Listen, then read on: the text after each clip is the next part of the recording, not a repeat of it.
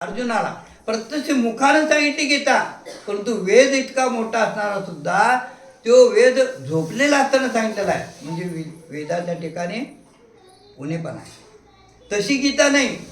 गीता कशी आहे तर प्रत्यक्ष अनुवाद केला, प्रत्यक्ष अर्जुनाला भगवंतानं जागृत अवस्थेमध्ये सांगितलेलं आहे. म्हणून गीतेचं ज्ञान सर्वांमध्ये श्रेष्ठ आहे. कशापेक्षा? वेदापेक्षा गीता श्रेष्ठ आहे. मग अशी ही गीता आहे. आणि अशा गीतेचं ज्ञान तुझ्या ठिकाणी जर पूर्ण ज्ञान 18 अध्याय हे पहिला अध्याय ओवी आहे, हे ज्ञान तुझ्या ठिकाणी राहते की नाही मला शंका होती. म्हणून मी तुला गीता लवकर सांगत नव्हतो किंवा ते ज्ञान सांगत नव्हतो तुझ्या ठिकाणी, कारण माया आहे शेवटी. आणि असं सांगत असताना एवढं सांगायला पुढं सुरुवात केली, गीतेचं महात्म्य सांगायला सुरुवात केली.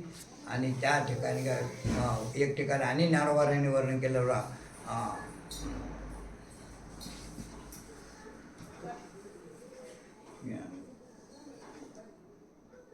क्षीर सिंधूच्या परिसरी जाणून मातेच्या कर्ण करुणी, क्षीर सिंधूच्या परिसरी मातेच्या कर्ण कुहरी अनुवादला रामू सका हरी रामू सका हरी असा मंत्र म्हणायला सुरुवात केली.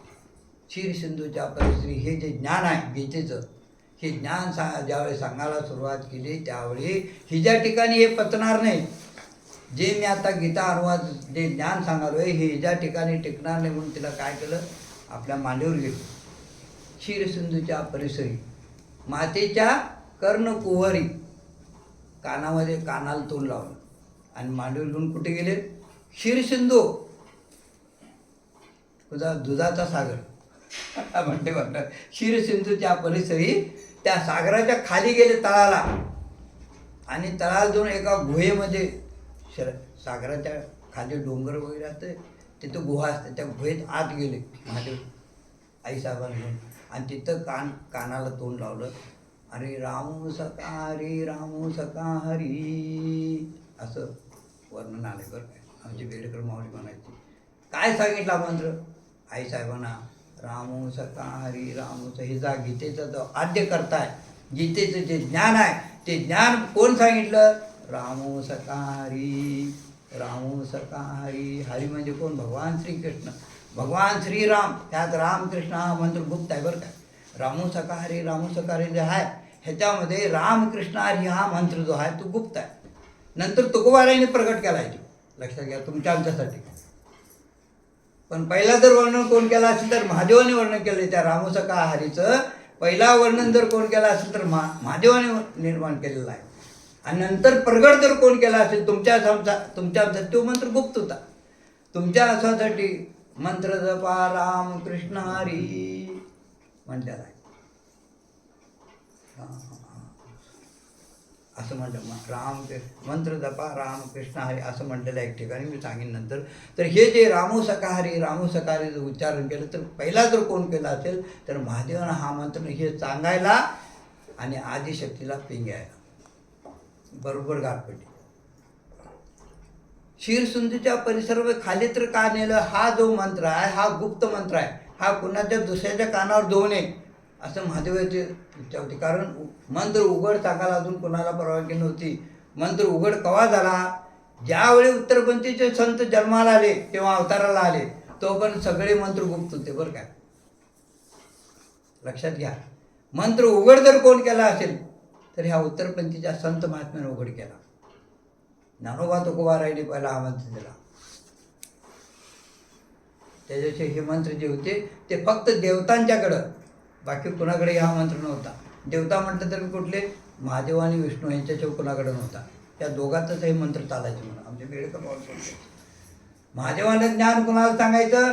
भगवान विष्णूला सांगायचं. आणि भगवान विष्णूने ज्ञान कोणाला सांगायचं? महादेवाला सांगायचं. या दोघांतच चालायचे. हे जे गीतेचं ज्ञान आहे हे बाहेर प्रगट नव्हतं. 33 कोटी देव आहेत, इंद्रादिक देव आहेत, ब्रह्मदेव आहे, परंतु त्यांना सुद्धा गीतेचा अधिकार नाही. म्हणजे गीता किती मोठी आहे बघा. हे सामान्य गीता नाही. असं सांगायला सुरुवात केली गीता सांगायला सुरुवात केली. आईचा मना पिंग आली. त्यांचं गीता चालू झालं सांगण्याला. थोडा वेळ गेला तोपर्यंत पुढं हे भगवंताला भगवान प्रत्यक्ष नारायण त्या ठिकाणी आले आणि म्हणजे आईसाहेब झोपलेले आहेत. त्यांनी गीता सांगायला सुरुवात केल्यावर त्याने माशाचं रूप धारण केलं.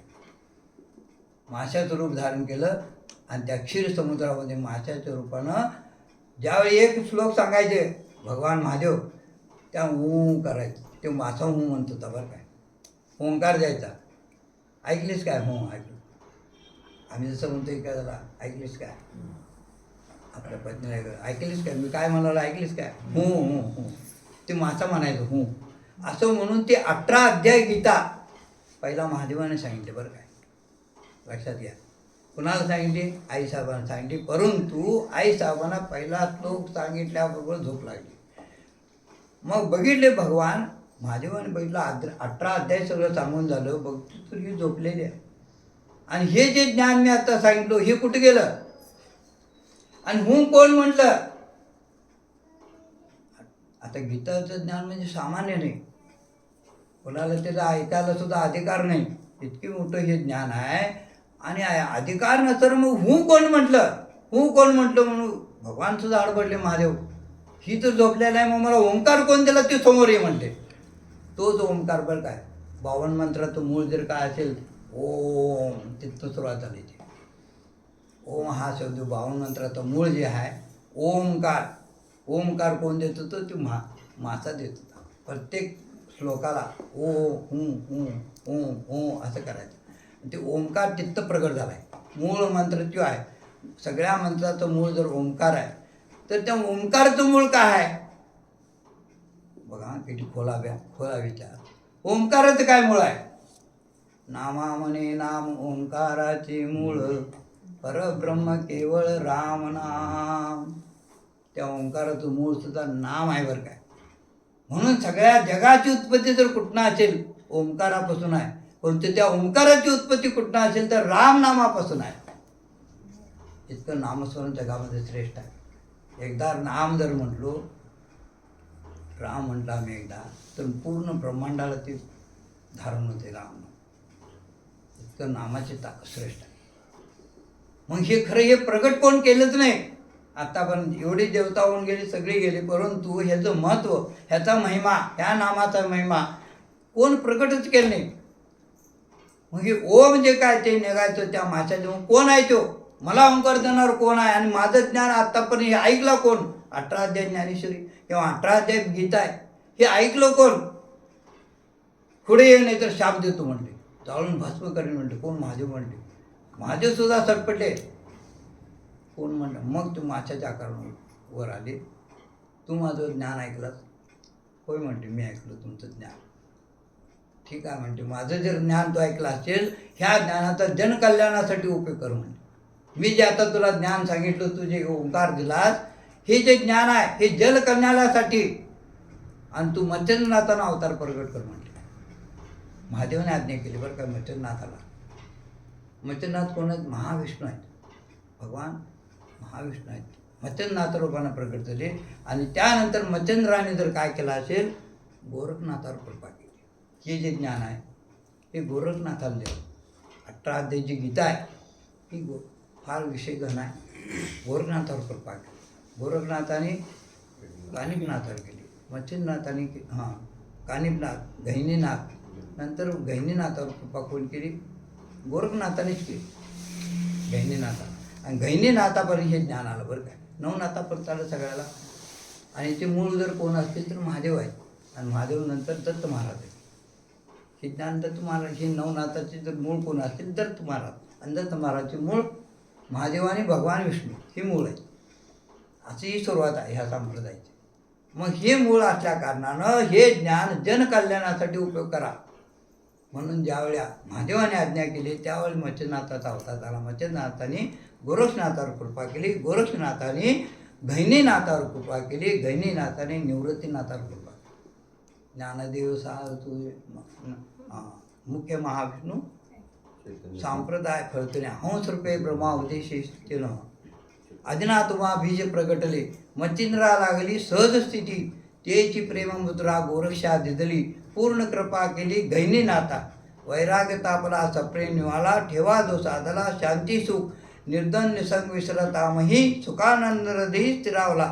विरक्तीचे पात्र अन्वयाचे सुख येऊन सम्यक कन्नता निवृत्ती गहिनी कृपा केली पूर्ण पुढे पावन कृष्ण नाम तेची प्रेम मुद्रा गुरुक्षा दिधली पूर्ण कृपा केली गहिनीनाथा पंथा आदिनाथ गुरु सकळ सिद्धाचा पुढं मच्छिंद्र तयाचा मुख्य शिष्य मच्छिंद्राने बोध गोरक्षाची केला गोरक्ष बोलला गहिनी प्रसादे निवृत्ती दातार ज्ञानदेवा सार तुझविले गहिनीनाथाने निवृत्तीनाथावर कृपा केली.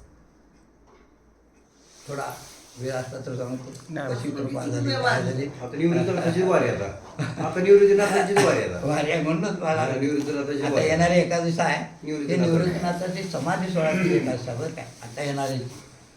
तर निवृत्तीनाथाचं काय झालेलं होतं विठ्ठलपंत रुक्मिणी आई साहेब आमची बेडेकर माऊली हे सगळं सांगायचे. मला काय येत नाही बरं काय मी कुठे अभ्यास केला नाही मी पुस्तक बघितलं नाही मी काय अभ्यास केलं नाही माझ्याकडे. फक्त श्री गुरु बेडेकर माऊलीने जे कीर्तनामध्ये सांगितलं आहे तेवढंच मला येतंय. बेडेकर मला बाकीचं दादाचं काय सांगा आम्हाला सगळं. हा बेडेकर त्यांच्या दादाचं सोबतीत सांगा. त्यांच्या संगतीत होतं बरं काय सारखा.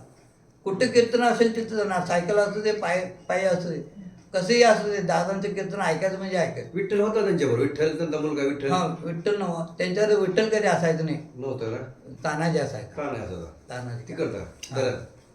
सांगलीचा चांगले हा साळुंके ते असायचं. मग दादा आमच्या भागात आले की नाही दादांच्यावर मी इचलकरंजीला असू दे सांगलीला असू दे मी जाणार कुठे असू दे आणि तसं त्यांचं प्रेम बी होतं तसं. आणि त्या दादा सांगायचे. तर मच्छिंद्रनाथाने कुठं आलो बघा मी गहिनीनाथावर कृपा केली आणि ही ज्यावेळेस कुठं आलतो बघा मी हां निवृत्तीनाथाचा विषय चालू होता. बाबासाहेब बरोबर आणून ठेवतात बरं काय सगळं त्यांचं कृपा आहे. निवृत्तीनाथांचं काय झालं विठ्ठलपंत रुक्मिणी साहेब ज्ञानोबाराय सोपान काका आणि मुक्ताबाई ही ब्रह्मगिरीची प्रदक्षिणा करायची म्हणून नाशिकला आली. त्र्यंबकेश्वरला नाशिकला ब्रह्मगिरी प्रदक्षिणा म्हणून करायचं म्हणून असं सगळी जी भावंडं आणि आई साहेब वडील विठ्ठलपंत असे सगळीच भावंडं आली आणि ते ब्रह्मगिरी मोठा घर टाकलं आणि त्याची प्रदक्षिणा करत असताना वारा वर गेला असं डोंगरावर वर होती वारा सोसाट्याचा सुटला मोठा वारा वादळ जमलं थोडा पाऊस आला ताजला आणि इतकं वादळ म्हणजे वर असल्यामुळं ढग सगळं कुणालाच काय दिसेना इतकं ढग आले त्या ठिकाणी. सगळी भावंडं तू कुठायस मी कुठायस म्हणून सगळी वाऱ्याच्या ह्याच्यामध्ये सगळी विस्कटली गेली. विठ्ठलपंत एकीकडे गेले रुक्मिणीसाहेब एकीकडे गेल्या निवृत्तीनाथ एकीकडे गेले सोपान काका एकीकडे गेले आणि निवृत्तीनाथ जरा पुढं लांब गेले आणि निवृत्तीनाथ लांब गेल्यानंतर बरोबर त्यांच्या पाठीमागे वाघ आला निवृत्तीनाथाची. ही सगळी बाजूला एका गेली आणि निवृत्तीनाथ बाजूला आणि निवृत्तीनाथाच्या पाठीमागे वाघ लागला. माझ्या पाठीमागे वाघ लागून निवृत्तीनाथ घाबरून पुढं पळायला चालू केलं. जसं निवृत्तीनाथ पळतील तसं तो वाघ पाठीमागे आला आणि हिने कुठं तर आश्रयाला जायचं म्हणून विठ्ठलपंत आणि आई साहेब ही 3 भावंड कोण ज्ञानोबाराय आणि हे सोपान काका आणि मुक्ताबाई ही 3 भावंडांनी आईवडील एका बाजूला आणि निवृत्तीनाथ एका बाजूला त्यांच्याकडे वाघ लागला. तिने कुठं आश्रय मिळतात बघत पळत सुटले निवृत्तीनाथ म्हणजे बेडेकर म्हणून सांगायचे पळत सुटली ब्रह्मगिरी बरोबर काय नाशिकला ब्रह्मगिरी आहे. पळत सुटले त्या पळत सुटताना पुढं जसं डोंगर लागेल तसं पुढे गुहा दिसली आणि ते गुहेत लपून बसायचं म्हणजे लहान मुलं हो. निवृत्तीनाथ म्हणजे काय आमच्यासारखं मोठं नव्हती लय म्हणजे 8 वर्षाचे असतील निवृत्तीनाथ. 8 वर्षाचे मुलं काय करतील. ज्ञानोबाराय 6 वर्षाची मुक्ताबाई 4 वर्षाची. किती लहान मुलं बघायची. एवढे लहान वयात काय करायचं वाघ पाठ लागला त्यांच्या काय अवस्था असेल आम्ही नुसतं वर्णन करतो पण त्यांची अवस्था काय असेल. आई वडील एकीकडं मुलगा एकीकडं काय झालं असेल निवृत्तीनाथ घाबरले थर असं कापत होते म्हणून आमच्या बेडेकर मला सांगायचे. तर वाघ लागल्यानंतर जी एक गुहा दिसली त्या डोंगरामध्ये त्या गुहेत लपून बसायची म्हणून निवृत्तीनाथ आत गेले.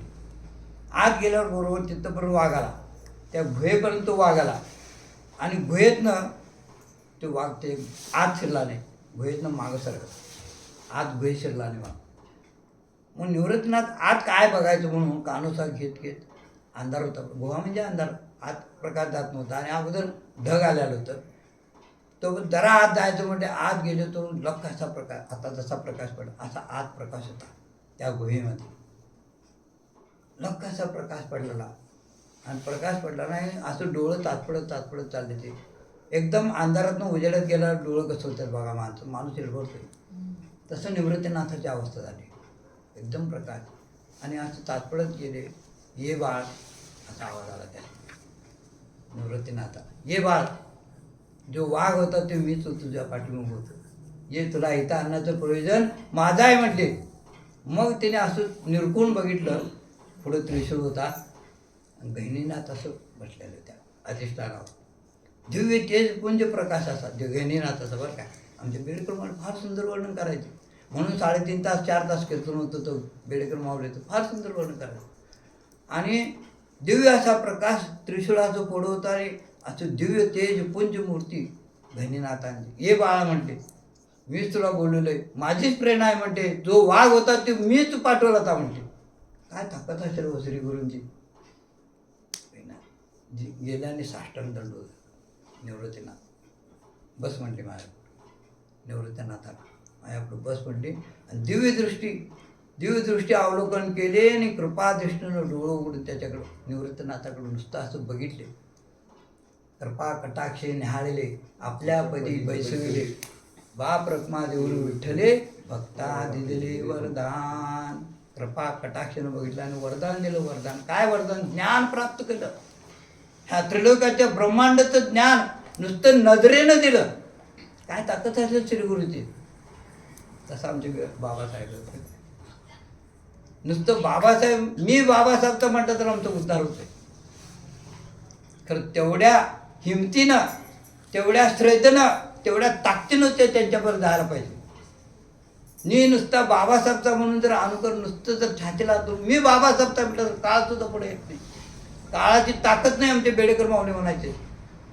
माझा शब्द नाही बरं काय आमच्या गुरूंचे शब्द आहेत काळाची ताकद नाही मी बाबासाहेब जर म्हटला मी बाबासाहेबचा म्हटलं तर काळ सुद्धा येत नाही एवढी ताकद आणि ह्याचा एक अनुभव तुम्हाला सांगतो दुसरा अनुभव सांगतो ह्या शब्दावरचा अनुभव सांगतो श्री गुरु काळे माऊली एकदा नाणीमध्ये कीर्तन होतं दुसरं आणि काळे माऊलीवर एक प्रसंग आला कुठं तर असं बाहेर कीर्तनला गेले ते त्याने स्वतः सांगितलेला अनुभव सांगायला बरं काय आणि कीर्तन करून शिरोळला येताना रात्र झाली आणि रात्र झाल्याने गाडीला दगड काय तर आला गाडीचा ॲक्सिडेंट झाला गाडी उलटून असं पडली काळे माऊलीची त्यावेळी काळे माऊली गाडीत बसताना बाबासाहेब म्हणून जोरात ओरडले ते म्हणून काळे माऊलीवर काय ओरडल्यानंतर जसं फुलात एखादं पाखरू पडावं गेलं पाखरू फुलात तसं माऊली असा आतको लिहून खाली जमिनीला पडली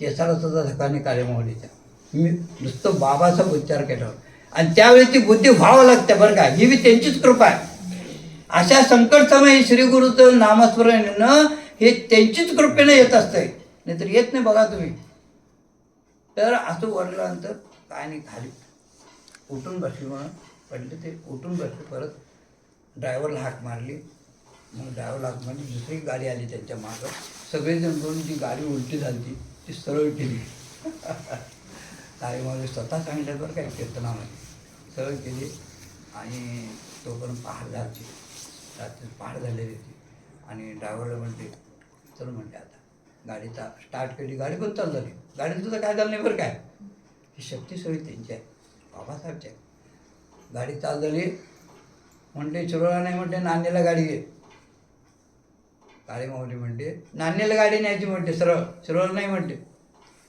ठीक आहे म्हणते नांदेडला गाडी रात्री 4 वाजता गाडी आली ती पहाटे 4 वाजता गाडी आली दार उघडलं ते रामाला उठवलं रामा झोपलेला होता रामाला उठवलं दार उघडलं जाऊन बाबासाहेबला साष्टांग दंड घातली काळे माऊली म्हणते आज तुमच्यामुळे मी वाचलोय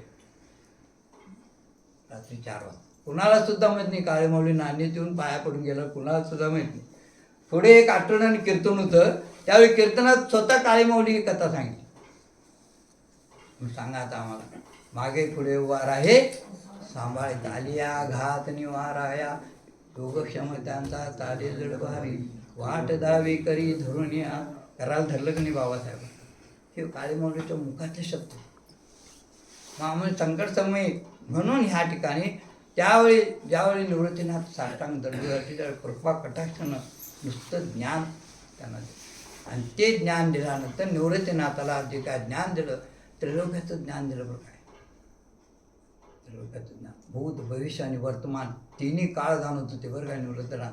परंतु ज्ञानोबारे जेवढं बोलत होते तेवढं निवृत्तीनाथ बोलत नव्हते. बघा, मोजके शब्द बोलायचे. ज्ञानोबा असं नाही एवढं. ज्ञानोबाला एकदा विचारले म्हणून निवृत्तीनाथाला, दादा म्हणले आम्ही ब्रह्मांडाची लेकरं आहे, आम्हाला जन्म नाही मृत्यू नाही, आणि हे जानवं घाल, हे मुंज कर, हे ब्राह्मणाकडनं ते हे शुद्धीपत्र लिहून आण, एवढं पैठणला जा, हे कशाला पाहिजे म्हटले दादा आम्हाला. ज्ञानोबा म्हटले म्हणा. त्या निवृत्तीनाथ म्हटले, अरे ज्ञानोबा तू म्हणतोस ते बरोबर आहे, परंतु आम्ही मानव जन्मामध्ये आलो आहे, आता मानव अवतारात आहे. जो मानवाचा जो धर्म आहे तो धर्म आम्हाला पाळाच पाहिजे. आम्हाला किती बी संकट झालं, किती बी त्रास झाला, जो मानवाला धर्म पाळावा लागतो तो आम्हाला धर्म पाळायलाच पाहिजे. म्हणून आम्हाला शुद्धतेचं सर्टिफिकेट हे आणावंच लागेल आणि आम्हाला म्हणजे करावंच लागणार. आम्ही जर एवढं सोडलो, आमची बेडेकर माऊली म्हणायचे, ज्ञानोबा आहे ना बेडेकर माऊली, आम्ही जर एवढं सोडलो जनता एवढं सोडून म्हणणार. एवढं आमची बेडेकर माऊली करेक्ट राहत होती. आम्ही मालक जरी असलो तर आम्हाला तलवारीच्या पानावरनं जायला लागतं. बेडेकर माऊली म्हणायचे, त्यांचे शब्द आहे. म्हणून आम्हाला इंचाला विचार करावं, पाय टाकावं. बेडेकर माऊलीचं असं बेडेकर माऊली होती. साधी राणी, एकदम साधी राणी. कुणाला सुद्धा वाटा नाही आजरीकडची मालक येतात, इतकं साधी राणी, पण उंच फेटा उंच असतात. हे हात बघा गुडघ्या खाली यायची. बेडेकर माऊली ज्ञान म्हटलं तर समुद्रासारखं ज्ञान होतं. समुद्राला कुठं माप आहे का? किती पाणी खोल आहे कोण म्हटलं. आता मोजतं थोडा, पण त्यावेळी मोजत होते.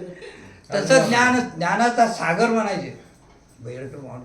अहो रामायणाचे 5 अध्याय तोंड पाठ, साधी गोष्ट आहे का? 5 अध्याय एक ओवी पाठ होत नाही, एवढं रामायणाचं अवघड आहे ओवी पाठ करायचं. त्यांना तोंड पाठ होतं. सगळं ओवीवर सगळं कीर्तन करायचं रामनवमीचं. बेडेकर काय माऊली तेवढे बोलत होते आपल्या ह्याच्यात ब्राह्मणाची तेवढ्या ओव्या घ्यायचे तेवढ्या, ते मला कमी झालं, जास्त घ्यायचं. हां, तर असा प्रकार त्यामध्ये झाला. बेडेकर मावळे सांगायचे, कुठं आलो बघा मी. आणि मग निवृत्तीनाथावर कृपा केल्यानंतर जा म्हणते, बाळ तुझं काम झाले. गहिनीनाथ म्हणते, जा बाळ तुझं काम झाले, ज्ञान झाले, तू जा म्हणते. ठीक आहे म्हणते. निवृत्तीनाथानं दर्शन घेतलं. त्याला किती कालावधी गेला? 1 महिना कालावधी गेला. तोपर्यंत हिने निवृत्तीनाथ कुठे गेलंच म्हणून सगळे घरातली गबर सगळं निवृत्तीनाथाचे असं सोडून दिले. कोण? विठ्ठलपंत, रुक्मिणीसाहेब, ज्ञानोबाराय, मुक्ताबाई. दुःख करून रडून कुठे येऊन राहिले? सिद्धपेठामध्ये, आळंदीमध्ये सिद्धपेठ आहे, तिथं राहिले ते. परत 1 महिन्यानं पुढं आले. निवृत्तीनाथांना बघितलं. ज्ञानोबारायने आनंद मावना ज्ञानोबारायला असं उड्या मारत होते म्हणून. निवृत्तीनाथाला बोलला, जाऊन निवृत्तीनाथाला कडकडून भेटलं, दादा तुम्ही कुठं होता एवढे दिवस? कुठं होता? काय केलं एवढे दिवस तुम्ही? तुम्हाला कोण नेलं? कसं चुकला? तुमची आमची गाठभेट कशी गेली? कुठे गेली? आई इकडं, वडील इकडं, आम्ही इकडं, कुणीकडं, काय असं कसं झालं? म्हणून त्यावेळी ज्ञानोबा तुला सांगतो म्हणले. काय सांगू म्हटले? मी एका आनंदात होतो म्हणले. तो आनंद इतका होता, माझे सद्गुरू मला भेटले म्हणले. जरी तुमच्यापासून मी दुरावलो तरीसुद्धा ह्या विश्वाचं ज्ञान माझ्या श्रीगुरूंनी मला दिलं म्हणते. आणि त्या आनंदामध्ये किती काळ गेला हे मला कळलं नाही म्हणते. निवृत्तीनाथ सुद्धा म्हणते, गुरुच्या सानिध्यामध्ये किती आनंद असते त्याचं कोण मोजात करावं? काय होणार? किती आनंद त्याचं काय? आनंद रे आजी आजी परमानंद रे, ज्ञानोबारायचा अभंग आहे. किती आनंद! त्या आनंदाला पर्यायच नाही किंवा त्याला मोहताचच होत नाही. आणि त्या आनंदामध्ये दादा म्हणते, मग मला जरा थोडं द्या की. अरे ते द्यायसाठी चालू आहे म्हणते तुला. तो आनंद तुला द्यायसाठी चालू आहे म्हणते. आणि आमचा अवतार तेवढ्यासाठीच आहे, ज्ञानोबारा आहे. चल म्हणते झोपडीमध्ये, चल म्हणते. ज्ञानोबाराला पुढं बसेल आणि नुसतं दृष्टीनं बघितलं ज्ञानोबारा. कृपा कटाक्ष न्याहाळेल आपल्या कधी बैस. कृपेनं बघितलं ज्ञानोबाराने, दृष्टीनं ज्ञान ज्ञानोबाराय ते जे पुंज ज्ञानोबाराय ज्ञानोबारायचा काया पालट होऊन गेला, शरीराचा सुद्धा काया पालट झाला. काय दादा आज्ञा काय सांगा म्हटले, काय नाही भक्ती ज्ञानाचं बीज वाढवायचं म्हणते आम्हाला. आणि ज्ञानोबा भक्तीचा पायारच म्हटले तुझ्यापासून आता भक्ती जन्माला येणार आहे. ज्ञानदेवे रे तिला पाया उभारले देवालया, खांब दिला भागवत तुका झाला शे कळस. एकदा कळस बसले की मंदिर पूर्ण झालं बरं काय, त्याच्यावर बांधकाम होत नाही. त्याचा अर्थ काय, तुका झाला शे कळस. ह्याच्या पुढे संत कोण होऊ शकणार नाही. कळस बसला म्हणजे तिथं त्या इमारतीची पूर्णता झाली. एकदा कळस बसले की बांधकाम पूर्ण झालं. तसं तुका कसं आहे, तुका हे शेवट संत आहे, त्याच्यानंतर संत कोण जन्माला येणार नाही कलियुगामध्ये. तुका झालाशी कळस भजन करा सावकाश. तुम्ही आता सावकाश भजन करायचं आहे, नुसतं त्यांचं नामस्मरण करताय, त्यांची आठवण काढायचं आहे, त्यांचं नामचिंतन घ्यायचं आहे. आणि हा जो काय दुष्कर संसार आहे, दुःखरूप जो संसार आहे, ह्या संसारातनं तुम्ही त्यांच्या नामस्मरणावर करायचं आहे. नुसतं त्यांचं नामस्मरण घ्यायचं आहे, कुणाचं संतांचं. आणि ज्ञानोबारायाने ते ज्ञान आत्मसात केलं आणि भक्तीचा पाया रोवला. आणि जे द्वैत होतं समाजामध्ये, अजून भरोसा बरं का बा, समाजामध्ये जे द्वैत आहे ते द्वैत काढायचं पहिला ज्ञानोबारायाने हातात काम घेतलं. द्वैत कुठलं बरं काय, तू मोठ्या जातीचा, मी लहान जातीचा, तू कनिष्ठ जातीचा, ही स्त्री आहे, हा पुरुष आहे, मी श्रीमंत आहे, तो गरीब आहे, हे द्वैत. हे जे द्वैत होतं तुमच्या आमच्या ठिकाणी, ते पहिला शस्त्र हातामध्ये घेतलं. कोण, ज्ञानोबारायाने अभंगातून सुरुवात केली सांगायला लोकांना. जनाची तारक विठ्ठलची एक, केलाचे विवेक सनकादिकी, ते रूप पंढरी ओळलेचे देखा, दैताची शाखा तोडी येली. दैताच्या शाखा ज्या होत्या, हा विस्तार आहे, संसार वृक्ष आहे. 15 अध्यायामध्ये वर्णन केले. हा संसार वृक्ष जो आहे, ह्या संसार वृक्षाला काय कशाच्या फांद्या आहेत, द्वैताच्या फांद्या आहेत ह्या संसार वृक्षाला. बरं काय, ते जे काय द्वैत होतं, श्रीमंत लहान गरीब मोठा, स्पृश आणि अपृश, शिवाशिव म्हणतात बघा. अस्पृश्यता समाजामध्ये फार होती. अस्पृता पूर्वी फार अस्पृता होती. एखादा ब्राह्मण आंघोळ करून नदीतनं जर आला आणि त्याच्या जर आडवं जर हरिजन एखादा माणूस गेला, परत ते 2 आंघोळ करून येत होता. इतकी अस्पृश्यता होती समाजामध्ये त्या ज्ञानोबाराच्या काळामध्ये. तुम्हाला माहिती आहे, नाथ महाराज अंगावर 100 थुकला व्हायचा त्यांनी. नाथाने मांडलं नाही ते का, कारण त्यांना द्वैत माहीतच नव्हतं. त्यांच्याकडे अद्वैत होतं, द्वैत नव्हतं त्यांच्याकडे, अद्वैत होतं. द्वैताची शाखा जे द्वैत होतं, त्याच्या ज्या फांद्या होत्या समाजामध्ये, ते अस्पृश्यता आणि जी विषमता पसरलेली होती समाजात, ते काढायचं काम पहिला ज्ञानोबारायाने निवृत्तीनाथांना हातात केलं. आणि सगळ्यात जी जनता होती त्या जनतांना ठिकठिकाणी येऊन प्रवचन केलं, गीतेवर प्रवचन केलं ज्ञानोबारायाने. काय अभंगाची रचना केली आणि समाजाला एकत्रित केलं पहिला. आणि तुमचा आमचा उद्धार जर कशानं व्हायचा असेल तर जनाशी तारक विठ्ठलची एक, केलाशी विवेक सनकाधिकी. ज्या सनकाधिकांनी ज्यांची सेवा केली, ज्याचं नामस्मरण केलं, असा जो काय परमात्मा पंढरराय, त्या पंढररायाची सेवा केला असताना आम्ही या समाजातून मुक्त होऊन जाऊ. जे काय समाजाची विषमता आहे, ती विषमता नष्ट होईल. म्हणून मार्ग कुठला दाखवला, मार्ग दावून या गेली दयानिधी संत, तुम्ही का म्हणे तुम्ही चला याची वाटे, भरवसने भेटे पांडुरंग. तुकोबारायाने ह्या वाटेने गेला तर तुम्हाला निश्चितपणानं परमात्मा पंढरराय भेटल्याच्यावर राहणार नाही आणि तुमचा उद्धार झाल्याच्यावर राहणार नाही. समाजामध्ये फार विषमता होती त्या काळामध्ये. ती विषमता काढायचं काम जर कोण केलं तर ते संत महात्म्यांनी केलं. आणि हे कार्य केल्यानंतर पुढं जो काय भक्तीचा मार्ग आहे, तो भक्तीचा कुठल्या ठिकाणी हे जे भक्ती होती, 9विधा भक्ती बोली, जे काही द्यावी माझ्या हाती 9 प्रकारच्या भक्ती काय, कीर्तनम, अर्चनम, पाद्यपूजनम, श्रवणम, अशा ज्या काय भक्ती आहेत, त्या 9 प्रकारच्या ज्या भक्ती आहेत, त्या 9 प्रकारच्या भक्ती समाजापुढं मांडल्या ज्ञानोबारायाने. कुठल्या प्रकारची तुम्हाला भक्ती आवडते, पूजन आवडते पूजन करा, ध्यान आवडते ध्यान करा, आत्मनिवेदन आवडतं आत्मनिवेदन करा, श्रवण भक्ती आवडते श्रवण, संतांचं चरित्र ऐका, श्रीगुरूचं चरित्र ऐका, पांडुरंगाचं चरित्र ऐका. तुम्हाला जे सोपं पडतंय 9 प्रकारची भक्ती आहे. दास्य सेवन करा, दासत्व करा. श्रीगुरू बाबासाहेब मिरसाहेब दास आहे म्हणा, त्यात सुद्धा भक्ती आहे बरं काय. नुसतं दास म्हटला तर सुद्धा भक्ती आहे ती. तर असं दासत्वाने जी सेवा केली जाते ती सेवा श्रेष्ठ आहे. श्रवण भक्ती केलेली सगळ्यात श्रेष्ठ जर कुठली भक्ती असेल तर श्रवण भक्ती. तर ही श्रवण भक्ती करा. नुसतं कीर्तन भजन जरी ऐकला तर सुद्धा त्याचा उद्धार होतो. पण परीक्षित राजासारखं ऐकायला पाहिजे. नुसतं इकडं ऐकला निकडून जोडून दिला. परीक्षित राजानं सगळ्या अंगाचं कान केलं बरं काय. भागवत ऐकत असताना व्यास महर्षींनी भागवत सांगितला. कसं सांगितलं त्यांनाच माहीत आणि कसं ऐकलं त्यांनाच माहीत. 12 स्कंद भागवत आहे. 7 दिवसात पूर्ण केला. मला तर 2 वर्ष लागली. ते 7 दिवसात कसं वाचलं. आणि काय काय वेळा शुकाचार्य त्यांची परीक्षा घ्यायचे. परीक्षित राजाचे काय म्हणायचे, आता तुला श्लोक कुठला म्हटला त्याला विचारायचे. आता श्लोक मी कुठला म्हटला परीक्षित राजाला विचारायचे. तर ती बरोबर सांगायची म्हणून परीक्षित राजा आता श्लोक कुठला म्हणून गेला तो. इतकं एक निष्ठेनं ती भागवत ऐकला. आणि 7 दिवसाचा परीक्षिती मुक्त पावला भागवत श्रवण करता. 7 दिवसाचा परीक्षित मुक्त पावला, मुक्तीला गेला तो.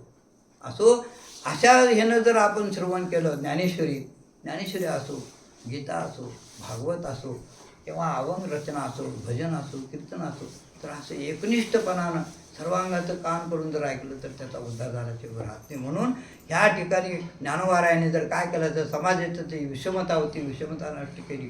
काय केलं तर वेदानं तीन वर्णाचा अंगीकार केलेला होता वेदानं पहिला. त्या कुणाला ब्राह्मण, क्षत्रिय, वैश्य ह्या तिघांना अधिकार दिलेला होता. वेद वाचण्याचा किंवा ज्ञान संपादन करण्याचा हे तिघांनाचा अधिकार. चौथ्यानं शूद्राला अधिकार नाही, स्त्रियांना अधिकार नाही, ज्ञान संपादन करण्याचा अधिकार नाही. मग गीतेमध्ये काय आलंय तर ही 3 वर्णाचा अधिकार दिला. मग ह्यांनी काय केलं तर स्त्रियांनी काय पाप केलं, त्यांची काय चूक आहे किंवा शूद्राची काय चूक आहे. आम्ही मानवच आहे ना. हा प्रश्न ज्यावेळी ते उपस्थित झाला त्यावेळी निवृत्तीनाथांनी म्हटले ज्ञानोबा राहिला, अरे ज्ञानोबा म्हणते ते बी आमचेच आहेत, त्यांचा सुद्धा अंगीकार करायचं म्हणते. जे शूद्र आहेत त्यांचा बी आम्ही अंगीकार करणार म्हणते. स्त्रिया सुद्धा आमच्यासारख्याच आहेत, त्यांचा बी अंगीकार करायला ज्ञानोबा आहे. आणि त्यांना जे काय अधिकार आहे तो अधिकार प्राप्त करून द्यायसाठी माझा अवतार आहे. निवृत्तीनाथ म्हणते त्यांना अधिकार प्राप्त जर कोण करून दिला, निवृत्तीनाथाने अधिकार दिला, ज्ञानेश्वरी वाचायचा अधिकार. तीच गीता जी होती ती मराठीत आणायचं काम ज्ञानोबारायाने केलं. आणि आता स्त्रिया वाचत नाही. पहिला अधिकार नव्हता, गीता वाचायला स्त्रियाला अधिकार नव्हता. ज्ञानोबारायाने किंवा आणि निवृत्तीनाथानं ह्या अधिकार त्यांचा उद्धार कशा व्हायचा. मग वेदानं असं सांगितलंय की नुसतं त्यांची सेवा करायचं. जो ज्ञानेश्वरी वाचतो किंवा गीता वाचतो त्यांची सेवा त्यांनी केल्यावर त्याचा उद्धार व्हायचा. असं कुठं असतंय काय. मग त्यांना त्यातला आनंद केव्हा भोगायला मिळायचा. ह्यो जो आनंद आहे गीतेचा किंवा ज्ञानेश्वरीचा, हा आनंद कुणाला, फक्त ते वाचणाऱ्याला किंवा इतरांना ऐकणाऱ्याला. त्यांनी त्यांची सेवा केल्यावर त्यांचं कसं उद्धार होईल. हा प्रश्न ज्यावेळी उपस्थित झाला त्यावेळी निवृत्तीनाथांनी सांगितले त्यांना सुद्धा अधिकार द्यायचा म्हणते. आणि स्त्रियांना अधिकार जर कोण दिला असेल तर या उत्तरपंथीच्या संत महात्म्यांनी ज्ञानेश्वरी वाचायचा अधिकार दिला बरं काय. ह्याच्या अगोदर अधिकार नव्हता ज्ञानेश्वरी किंवा गीतासुद्धा वाचायला अधिकार नव्हता. ही गीता म्हणजे तर कशी आहे. गीता कुरुक्षेत्रावर सांगितली, कोणाला, अर्जुनाला सांगितली. आणि लिहिली कोण, ठीक आहे, अर्जुनाला गीता सांगितली बरोबर आहे. पण ही आत्तापर्यंत आलो कुठं नाही आहे. सांगितले रिकामं झालं. ते 18 दिवस गीता सांगितले. 10 म्हणते हनुमंता तुझं काम झालंय म्हटले. प्रत्यक्ष भगवान म्हटले 18 दिवस युद्ध झालं, सगळं झालं, आता सगळं संवाद झाले, पांडवांचा विजय झाला, गीता सांगून झाली, आता जा म्हणते तुझं काम आहे. मग हे सांगितलेलं ज्ञान कुठं आहे. विचार करण्यासारखी गोष्ट आहे. हे जे गीता सांगितली हे व्यास महर्षीने हजारो मैलावर बसून लिहित होते. श्रीकृष्ण भगवान काय म्हटले, भगवान उवाच, अर्जुन उवाच, संजय उवाच. हे कोण लिहिलं, व्यास महर्षीने गीता लिहिली. आणि ही जी व्यासाने गीता लिहिली तीच गीता अनुष्टुप छंदामध्ये ज्ञानोबारायांनी ही गीता कोणाला कळना म्हणून मराठीत केली ज्ञानोबाराय. म्हणजे जनकल्याणासाठी हे ज्ञान बाहेर पडलं. कुणाच्या मुखातनं? ज्ञानोबारायच्या मुखातनं बाहेर पडलं. आज्ञा कोण केली? निवृत्तीनाथाने आज्ञा केली. श्रीगुरूची आज्ञा झाल्याशिवाय काय बोलता येईल? प्रत्येक अध्यायाच्या सुरुवातीला आणि शेवटला बघा, शेवटला हे अध्यायाच्या सुरुवातीला निवृत्तीनाथ म्हणजे अरे ज्ञानोबा गीता सांगा सुरुवात कर असं म्हटलेलं आहे प्रत्येक अध्यायाच्या सुरुवातीला. आणि आता शेवटच्या अध्यायाला निवृत्ती प्रसादे ज्ञानदेव बोली. आपल्या श्रीगुरूचं वर्णन करतात. निवृत्तीच्या प्रसादानं मी हे निरूपण करतो. मी माझं काय नाही, माझ्या श्रीगुरूचा महिमा आहे किंवा माझ्या श्रीगुरूचं हे सामर्थ्य आहे. अशा प्रकारे जे काय विषमता होती, जे काय अज्ञान होतं, ते अज्ञान दुष्ट करायचं काम जर कोण केलं असेल तर ज्ञानोबा आणि निवृत्तीनाथानं कार्य केलं पाहिजे. भक्तीचा पाया रचला आणि तो पाया रचल्यानंतर पुढं असं काय काळ गेल्यानंतर पुढं 5-6 वर्षे गेल्यानंतर श्री गुरु बाबासाहेबांचा जन्म झाला. आणि बाबासाहेबावर काय झालं असं हे आपलं आजरा ते पंढरपूर असं बाबासाहेब चालत जायचे. बालपण कसं होतं श्रीगुरू बाबासाहेबाचं? बालपण म्हणजे त्यांचं आजूळ कुठलं? माणगाव. बाबासाहेबांचा आजूळ माणगाव बरं आहे. आणि त्यांचा जन्म बी अशा ठिकाणी झाला होता, पुण्यक्षेत्राच्या ठिकाणी बाबासाहेबांचा जन्म झाला. तर बालपण किशोरावस्थामध्ये ज्यावेळी बाबासाहेब होते त्यावेळी टेंबे स्वामींचं घर आणि श्रीगुरू बाबासाहेबांचं आजूळ एक ठिकाणी होतं. टेंबे स्वामी म्हणजे दत्त महाराजांचे अवतार बरं काय. दत्त महाराज वाडीला त्यांची समाधी आहे टेंबे स्वामी. आणि दोघं खेळायचे. आता लहान मुलं खेळतात की नाही, चिन्नी दांडू आणि विट्टी दांडू, तसं बाबासाहेबांची टेंबे स्वामी खेळायचे म्हणा लहानपणी. दोघे महापुरुष आहेत. तर एक वेळा कायचा असा प्रसंग व्हायचा, टेंबे स्वामी सर झाडावर चढायचे म्हणून, बाबासाहेब हे तसंच चढायचे त्यांच्याबरोबर. दोघांचं सामर्थ्य. तर असा त्यांचा खेळ असायचा. काही कालानं काय झालं की बाबासाहेबांना असंच उपरती झाली की आपण पंढरपूरला जावं. त्यांच्या मनामध्ये आलं. किशोर वयामध्ये, किशोर म्हणजे सर्वसाधारण 10-12 वर्षाचं वय, आणि पंढरपूरला जावं.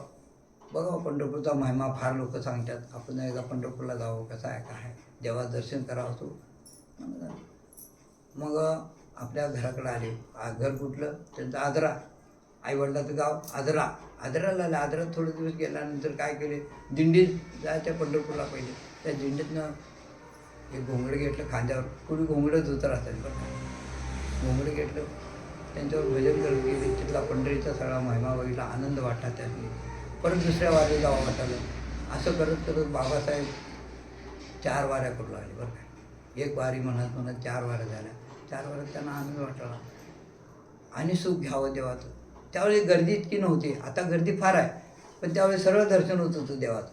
जाऊन कसं प्रथम आलिंगन, मग चरण वंदावे, असा प्रकार होता. पहिला देवाला मिठी मारायची त्या काळामध्ये प्रत्यक्ष भगवंताला मिठी मारायची आणि मग चरणवंदन करायचं, असा प्रकार होता बाबासाहेबांच्या काळात. तर आमचे बेडकर माऊली काय म्हणायचे त्यावेळेस सांगताना, काय हृदय एक झाले, ये हृदयीचे ते हृदयी घातले, द्वैत न मोडिता केले आपणा ऐशे अर्जुना. ही ओळी असे घातल्या 14व्यामध्ये. भगवंताला प्रेम अनावर झालं. गीता सांगत असताना अर्जुनाने जी गीता ऐकली त्यावेळी भगवंताने थोडी परीक्षा केली. बाबा माझी गीता ही कुठंपर्यंत ऐकलं आहे. त्यांनी पण परीक्षा केली, कुठंपर्यंत आलं याचं ज्ञान. भगवंताने काय प्रश्न केल्यानंतर त्यांनी उत्तर बरोबर दिलं अर्जुनानं. 14व्यामध्ये वर्णन आलं. आणि भक्तीचा विषय आल्यानंतर भक्त आणि देव ह्यांचा ज्यावेळी त्यात विषय आला आणि देव आणि भक्ती विषय आल्यानंतर भगवंताला प्रेम अनावर झालं बरं का. अनावर झाला. अनावर झाल्यावर भगवंताला मन आवरलं नाही, कडकडून जाऊन मिठी मारली. कुणाला? अर्जुनालाच मिठी मारली. अर्जुनाला मिठी मारल्याबरोबर दोघांची ऐक्यामध्ये आली. ये हृदयीचे ते हृदयी घातले. जे अर्जुनाच्या हृदयामध्ये अज्ञान होतं ते अज्ञान भगवंताने आपल्या हृदयात घेतलं आणि त्याच्या हृदयामध्ये ज्ञान आहे. जे गीतेचे हे जे ज्ञान आहे ते अंतरामध्ये सुद्धा घडलं बरं काय. आणि अर्जुनाला पूर्ण तयार केला ते उघड सांगितला, हा मंत्र सुद्धा उघड सांगितला आणि अंतरामध्ये सुद्धा घालून ज्ञान म्हणून ह्या हृदयी एक झाले हे हृदयीचे ते हृदयी घातले द्वैत न मोडिता केले अर्जुना आपणायचे. अर्जुना इथं सुद्धा द्वैत झाला. द्वैत म्हणजे मी एक अर्जुन कोणतर आहे असा असा त्याचा भाव होता. मी एक अर्जुन कोणतर श्रेष्ठ असा क्षत्रिय आहे आणि माझ्यामुळे हे सगळं मारणार आहे असा एक त्याचा भाव होता. हे जे कौरव आहेत हे मी मारलं तर मारणार आहेत. हे जे द्वैत होतं अर्जुनाचं ते एका क्षणात काढून टाकलं. तू मारणार बी कोण नव्हं, तू मारलास तर ते मरणार नाहीत आणि तू नाही मारलास तर बी ते जिवंत राहणार नाहीत. अरे मारणं किंवा न मारणं अर्जुना ती माझं काम आहे म्हणते. तू निमित्ताला उभं केलं तुला इथं उगाच हातात बाण घेऊन त्यासनी मारायचं किंवा ठेवायचं हे माझं काम आहे म्हणते. तसं आनंद वाटला श्री गुरु बाबासाहेबांना प्रत्येक वाऱ्यानं. ती काय व्हायचे 4 वाऱ्या झाल्या. त्या 4ही वाऱ्यामध्ये येताना आदऱ्यातनं येत असताना नांदणीला वस्ती करायची बाबासाहेब. एक वेळा असा प्रसंग आला म्हणून बाबासाहेबांनी नांदणीमध्ये तहान लागली, पाणी प्यायचं होतं बाबासाहेबांना तहान लागली आणि नांदणीत चौकशी करू लागली. म्हणून हे तर वारकरी कोणाचं घर आहे त्या काळात. वारकरी कोणाचं घर, वारकऱ्याच्या घरातच पाणी प्यायचं, दुसरीकडे पाणी प्यायचं नाही. काय नेऊन कडकू आता कोणाला जमल काही हुडकू लागले नांदणीमध्ये, लवकर सापडलं ना. मग कोणतर म्हणते काय होतं त्याला, घ्या की पाणी असू दे, आम्ही जैन आहे, आम्ही ब्राह्मण आहे. आम्ही जैन आहेच नव्हतं बाय, तुझ्या घरात माळ आहे काय माळ असली तर ते नाही. मग शेवटी एक गांडवली म्हणून घर मिळालं त्यांना, चिंप्यापैकी घर मिळालं गांडवलीत. हां, वारकरी होते. त्यांच्या घरात पाणी पिले, थांबले. मग एक दिवस वस्ती केली त्यांच्या घरामध्ये. अजून ते घर आहे बरं काय आणि चांगल्या सुस्थितीमध्ये आहे. मग त्यांना गांडवल्यानं विचारले की आज मला इथं वस्ती करायचं आहे आणि मला पारायण करायचं आहे, हे काय प्रवचन करायचं आहे, कीर्तन करायचं आहे, भजन करायचं आहे आणि असं कुठं जागा आहे का मोठी जरा, मला कीर्तन भजन करायचं आहे, लोकांना ज्ञान सांगायचं आहे, भक्तिमार्ग सांगायचा आहे. ठीक आहे म्हणते. ती तिथे एक भगाटी म्हणून एक वाडा आहे मोठी, ते घर दाखवलं. तर त्या घरामध्ये ते जैनाचं घर होतं बरं का, अजून आहे ते घर. त्या घरामध्ये बाबासाहेब पहिला पोथी स्थापना केली. ज्ञानेश्वरीची जी स्थापना आहे ती त्या घरामध्ये वाड्यात त्या केली आणि तिथं भजन करायचे बाबासाहेब. मग तिथनं वारीला जायचं. मग असं दिन येताना बी त्या घरात राहायचे, जाताना ह्याला आदरेला त्या घरात असं करायचे. मग असं होतं, थोडं ख्याती वाढली बाबासाहेबांची. आणि योगायोगानं पंढरपूरला कार्तिक वारीमध्ये, जरा संक्षेपानं जातो पुढं, कार्तिक वारीमध्ये पंढरपूरला बाबासाहेब आलेले होते आणि तिथं भाऊसाहेब बार्शीकर ज्ञानीवर काय अधिकारी माणूस, अभ्यासू भाऊसाहेब बार्शीकर वास्कर फडावरचे बरं काय, त्यांची भेट झाली. बाबासाहेबांची आणि भाऊसाहेब बार्शीकरांची भेट झाली. भेट झाल्यानंतर काय काळ गेल्यानंतर बाबासाहेबांना भाऊसाहेब म्हटले आज कीर्तनला तुम्ही राहा. बाबासाहेबांना अधिकार दिला. वास्कर फडावर काय होतं, मालक कीर्तन करत होते बरं काय. मालक ज्याला सांगेल त्यांनी कीर्तन करा. अजूनही काय त्यातला एक भाग आहे, ती कीर्तन करत होतं का मालक नुसतं असं बसलेले असतात खुर्चीवर, बाकीचे त्यांच्या फडावरचे कोण असतील त्यांना कीर्तन द्यायचे. ते पंढरपूरला तसं अजून पद्धत आहे त्यांची. त्याप्रमाणे श्री गुरु बाबासाहेबांना भाऊसाहेबांनी आज्ञा केली. भाऊसाहेब बार्शीकर म्हणजे अधिकारी पुरुष, ज्ञानोबारायाबरोबर बोलायचे बरं का ते. मग काय अधिकार असेल विचार करा. भाऊसाहेब बार्शीकर म्हणजे प्रत्यक्ष ज्ञानोबाबरोबर बोलायचे समाधीत. काय अवस्था असेल बार्शीकर, सामान्य गोष्ट नाही. भाऊसाहेबांचा विषय वेगळा आहे, आता ह्या धारा घेत नाही. परंतु इतका अधिकार होता. बाबासाहेबांना आज्ञा केली, बाबासाहेब विना घेऊन कीर्तन केलं. 2-3 वर्षे गेली, असंच बाबासाहेबांना अधिकार दिला कीर्तनाचा. बाबासाहेब कीर्तन करू लागले आणि कीर्तन करत करत असं बाबासाहेबांची ख्याती वाढली. मग काय लोकांना बरं वाटते, काय लोक समाजात सगळीच काय सारखे असतात असं नाही. मग एका कीर्तनामध्ये बाबासाहेबांना 4 लोकांनी अडवलं बरं काय, तुम्ही ज्ञानेश्वरी सांगता कीर्तनामध्ये, ज्ञानेश्वरी सांगता, परंतु ज्ञानेश्वरीमध्ये विठ्ठल नावाचं एक सुद्धा शब्द नाही म्हणतो. पूर्ण ज्ञानेश्वरी 18 अध्यायामध्ये विठ्ठला शब्दच आलेला नाही. मग तुम्ही विठ्ठलाच्या भावार्थाला धरून ओव्या कसं सांगता? बाबासाहेबांनी एकट्यानं प्रश्न केला त्या चार लोकांपैकी. मग बाबासाहेबांनी त्या मालकाकडे बघितलं, त्यांच्या मालकाने बोलले का बसले. मग बाबासाहेब म्हटले म्हणा, मी त्याचा उलगडा नंतर करतो, कीर्तन झाल्यावर तुम्हाला सांगेन, आणि कशा ओव्या असतात काय असतात ते तुम्हाला नंतर सांगेन. नाही म्हटले, तुम्ही आत्ताच सांगायला पाहिजे. कीर्तनाचा नियम कसा आहे, पूर्ण कीर्तन उत्तर कीर्तन आल्याशी बोलायचं नाही आपण. खाली बसल्यानंतर तुमच्या शंका कुशंका काय असेल ते बोलायचं, असा नियम आहे. कीर्तन चालू असताना बोलायचं नाही. मग त्यावेळी ऐकणच म्हणताना ठीक आहे म्हणते बाबासाहेब, म्हणते मी कीर्तन जर तुम्हाला जर ज्ञानेश्वरीत विठ्ठलाचं जर भावार्थ कळत नसेल तर तुमच्या पुढे ज्ञान सांगून तर काय उपयोग आहे म्हटले म्हणून. जय विठ्ठल. कीर्तन संपली बाबासाहेब. तुम्हाला जर ज्ञानेश्वरी विठ्ठल जर दिसत नसेल तर अशा लोक अज्ञानापुढं काय कीर्तन करू म्हणते. देव तर पश्चाताप झाला. कुणाला? बाबासाहेबांना पश्चाताप झाला. अजून जीव किती अज्ञानी आहेत हा पश्चाताप झाला. नावं ठेवले म्हणून नवा विचार करा, लक्षात घ्या. लोक बाबासाहेबांना कीर्तन थांबविलं म्हणून पश्चाताप झाला नाही. तरी इतके अज्ञानी लोकांना ज्ञानेश्वरी सांगून काय उपयोग आहे? त्याचा भावार्थ जर कळत नसेल, ज्ञानेश्वरी विठ्ठलच नाही म्हणतात. एक एक अक्षरामध्ये भरला असे माझे रमाकांत असं म्हटले. किंवा आणखी एक म्हटले, गीता जेने उपदेशली, बाबासाहेब म्हटलेला एक शब्द आहे. गीता जेने उपदेशली ती ही उभी मूर्ती विटेवरी असं म्हणून दाखवले आणि जय विठ्ठल म्हणते कीर्तनात. ज्यानं गीता उपदेश केली तीच मूर्ती विटेवर उभा आहे. भगवान श्रीकृष्णच आहेत, बाकी कोण आहे? ज्ञानोबा म्हणजे कोण आहे? ज्ञानदेव नाम तुझे ते ज्ञान हृदयचे माझे, जन ताराव्याचे वाजे तू अवतार घेतला. ज्ञानदेव ज्ञानदेव म्हणता ज्ञानदेवची होतो, अखंड वदनीमध्ये तो वासुदेवची होतो. आपल्या सर्व कला प्राप्त करून घेतात तितकं ज्ञानदेव नावामध्ये ताकद आहे. जयाचे द्वारे सोन्याचा पिंपळ, अंगी ऐंशी बळ रेडा बोले. ज्याच्या दारात सोन्याचा पिंपळ आहे, आमच्यासारखी त्यांच्या दारात गेल्या त्याला सुद्धा सोन्यासारखं करून ठेवतात. म्हणजे सोन्यासारखं आम्ही होतं असं नाही.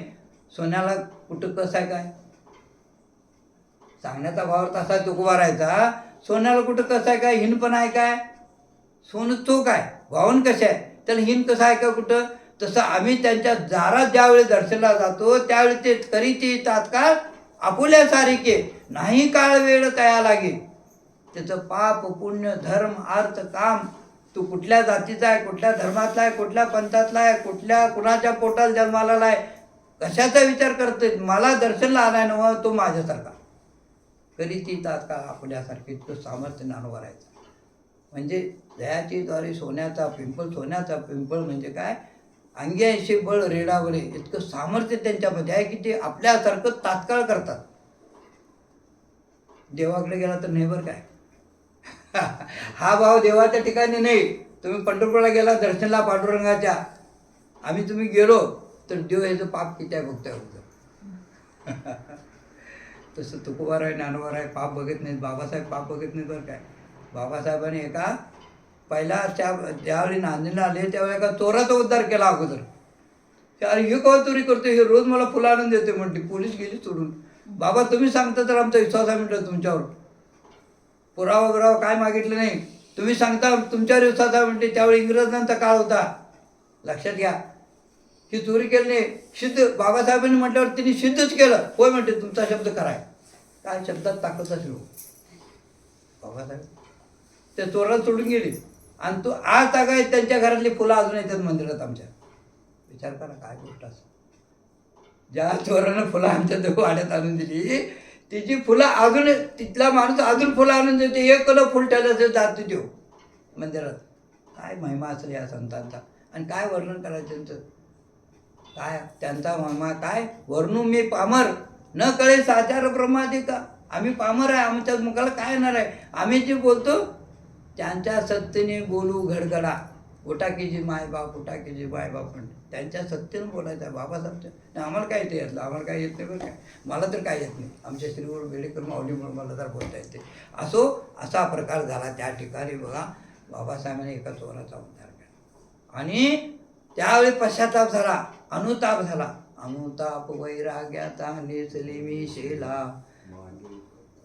मागील कर्म पुसू नका ठाऊक नाही मला. सौरी झाले जरी राम केला धनी. सौरी झाले जरी राम केला धनी. अनुताप जोपर्यंत आपणाला अनुताप होत नाही, आपणाला पश्चाताप होत नाही, तोपर्यंत सन्मार्ग दिसत नाही. बरं काय ज्ञानोबा आहे तर काय म्हणतात ते अनुताप वैराग्याचा, अनुताप रूपी वैराग्य जे आहे ते वैराग्याचा शेलाच पाकरलो म्हणतात मी.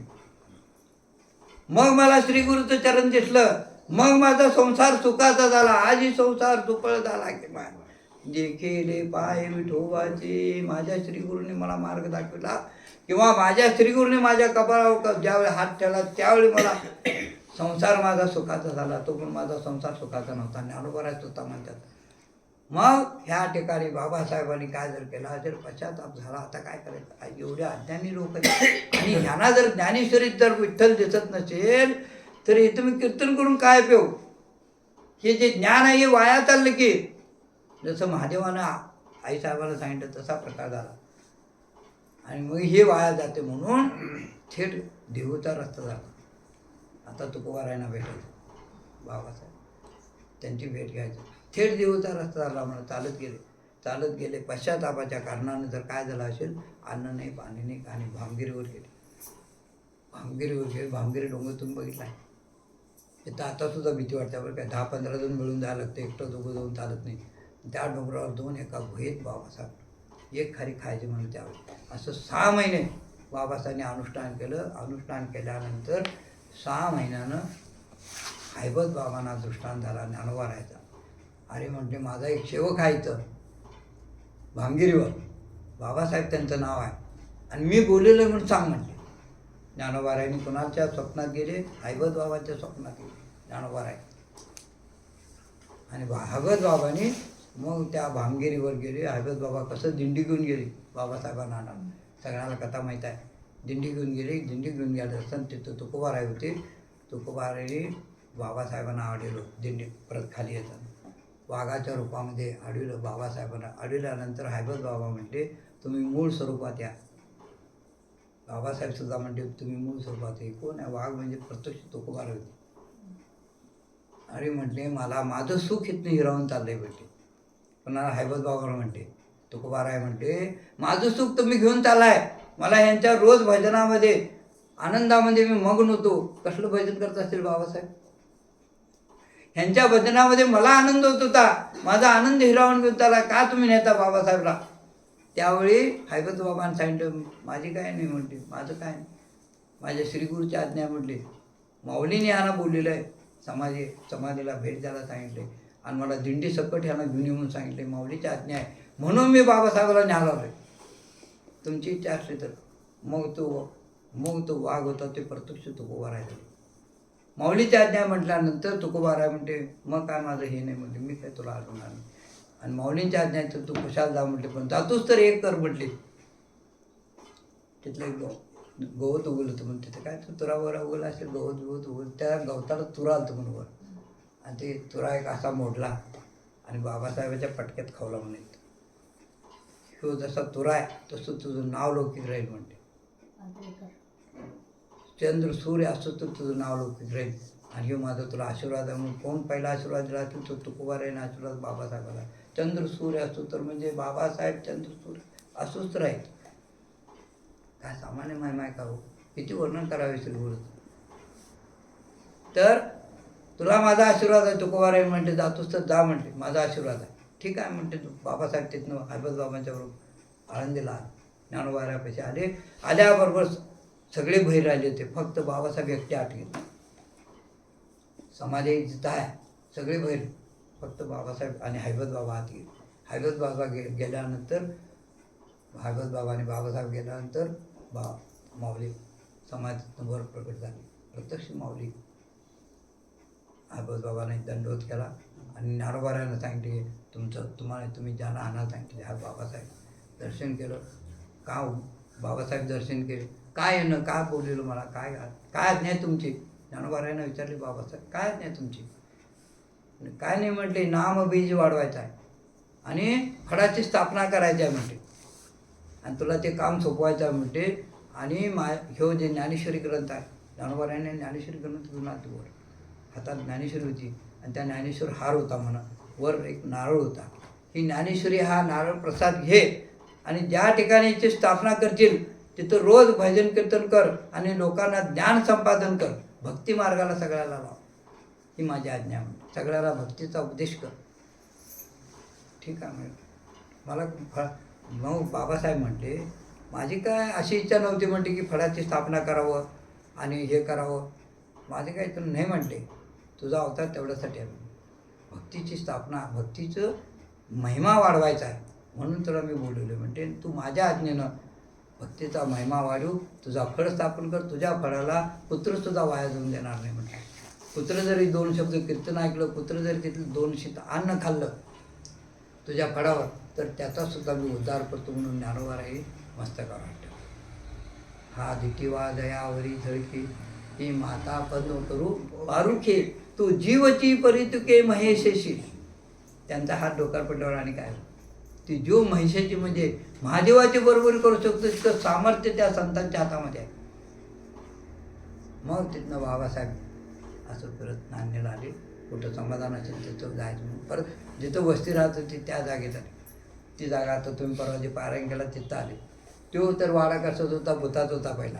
आमचे बेडेकर माऊली सांगायचे भूताचा वाडा होता. ते भूताच्या वाड्यामध्ये बाबासाहेब आल्यानंतर ती पती स्थापना केली पोतीची. तिथं भजन कीर्तन चालू झालं तर ती भूतं प्रगट झाली.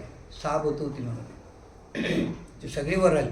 वर आल्यानंतर त्याने बाबासाहेबांना साठवून दिलं, आम्ही तुमच्या कृपेनं तुमच्या आशीर्वादानं आम्ही ह्यातनं मुक्त झालो आणि आम्हाला आशीर्वाद आहे, आम्ही निज धामाला जातो. त्यांनी भूत योनीतनं मुक्त झालं. बरं काय, बाबासाहेबच्या संगतीनं त्यांचं भजन कीर्तन करून भूतं मुक्त झाली. आम्ही तुम्ही तर माणसं आहे, आम्ही का मुक्त होणे? मुक्त म्हणजे मुक्तीला नव्हा, आम्हाला मुक्तीला जायचं नाही. आम्हाला सेवा, देवाची सेवा करायचा, संतांची सेवा करायची. तर हा जो महिमा आहे, हे जे ज्ञान आहे, बाबासाहेबांनी तिथनं मग भजन कीर्तन चालू केलं आणि तिथनं भजन कीर्तन चालू केल्यानंतर जे काय ज्ञान ज्ञानोबारायांनी बाबासाहेबांच्या मस्तकावर हात ठेवला ते ज्ञान पुढं श्री गुरु दादासाहेबांना. ऐका थोडा ऐका. बाबासाहेब दादासाहेबांवर कृपा केली. दादासाहेब कसे होते आमचे बेडकर माऊली सांगायचे, दादासाहेब अगदी खेळकर पोरगा होता, काय सुद्धा भक्ती ज्ञान नव्हतं. श्री गुरु दादासाहेबांना त्यांच्या भावाचा मुलगा, बरं काय, बाबासाहेबांच्या भावाचा मुलगा श्री गुरु दादासाहेब, काय सुद्धा ज्ञान नाही. रोज खेळायचं, चिंडी दांडू खेळायचं, हुतुतू खेळायचं, हेच ना ज्ञान ह्यातलं काय नाही. आणि बाबासाहेबांनी काय केलं तर बाबासाहेबांनी ध्येय ठेवल्यानंतर आता हे मालक कुणाला करायचं हा प्रश्न पडला त्यावेळी. आणि त्यावेळी बाबासाहेबांच्या अगदी निकटवर्ती त्यांची सेवकरी कोण होती, सुभादेव म्हणून होती कमतनूरचे. आणि बाबासाहेबांचं तिथे त्यांचा अगदी प्रेमळ जिव्हाळा होता बाबासाहेबांचा आणि सुभादेवांचा. आणि सुभादेवाला सांगितलं, सुभादेवाने विचारले, बाबा आता तुम्ही निजधामाला जाणार, तुम्ही अवतार संपविणार, आमचे समाधानी कोण करेल? बाबासाहेबांनी सांगून ध्येय ठेवला. बरं काय, मी आता पुढच्या वारीला येणार नाही म्हणून सांगितलं बाबासाहेब, सांगून ध्येय ठेवला. मग आमची समाधानी कोण करणार?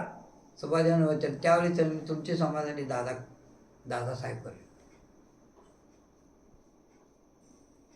ठीक आहे म्हणले. मग त्याप्रमाणे ध्येय ठेवला बाबासाहेबांनी. ध्येय ठेवल्यानंतर मग आता कसं परवा निवडणं काका माऊलीची निवडणं तसाच प्रकार झाला त्यावेळी. दादासाहेबांना ज्ञानच नाही, दादासाहेबांना निवडून कोण देणार? दादाच्या विरोध सगळी उभा राहिली. दादासाहेबांना ज्ञान नाही, काय कीर्तन करणार, भजन काय करणार, अभंग येत नाही, अभंग पाठ नाही, हरिपाठ पाठ नाही, कायच येत नाही. मग ह्यांना मालक कसं निवडायचं? अडचण पडली. अडचण पडल्यानंतर त्या काळामध्ये जर काय झालं असेल तर त्यावेळी सुभादेवाने सांगितलं, मला बाबासाहेबांनी सांगितले की दादासाहेबच मालक होणार. त्याने आम्हाला अधिष्ठानावर राहून 2 शिवा देऊ द्यात असं म्हटले म्हणून. बघा विचार करा. सुभादेव म्हटले बाबासाहेबाचा शब्द प्रमाण आहे आम्हाला, दादासाहेब अधिष्ठानावर राहून 2 आम्हाला शिवा दिलं तर सुद्धा आम्ही ते ऐकून गेलो, आमचा उद्धार होईल. खरं दादासाहेबच मालक होणार म्हणून सुभादेवाने हट्ट धरला आणि श्री गुरु दादासाहेब मालक झाले. मालक झाले. सांगतो पुढं कथा अशी घडली. तुमची बेडकर माऊली सांगायची बरं काही सगळं ऐकतात. तर पुढे इथं ज्यावेळी निवड झाली पंढरपुरामध्ये आषाढ वारीला दादासाहेबांची, निवड झाली पहिलं कीर्तन नांदणीमध्ये अधिष्ठानापुढं. आता पण जे जे महाराज झाली की नाही, माझ्या कारकिर्दीमध्ये सुद्धा भुरी माऊलींची निवड झाली. त्यावेळी भुरी माऊली नांदेडला येऊन पहिला कीर्तन केलं. भुरी माऊली झाल्यानंतर श्री बेडेकर माऊलीचं कीर्तन निवड झाली पंढरपुरामध्ये. त्यावेळी बेडेकर माऊलीसुद्धा नांदेड येऊन पहिलं कीर्तन केलं अधिष्ठानापुढं. मग पुढं सगळी कीर्तनं केली.